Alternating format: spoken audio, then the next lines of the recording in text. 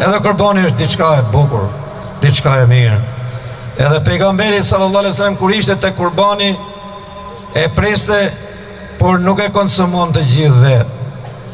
Pse? A e tham që të përmirësohemi? A bën që njoni për shembull ta presi kurbanin e tij dhe mas shkoj me viru bajramin nënës vetë, babës vetë? Nuk bën, nuk bën. Pra, ti që ke arë sot në këtë vend këtu dhe po i merr këto këshilla, merri dhe shko atje, zgjatje dorë, ma bëj halal, për pak gjojmë i prish, në fut shejtani mes, jepje dorë. A bën që ti mos ta respektojsh, mos ta dush babën, apo smunje tjetër e rrezikshme që përhapet në njerëz.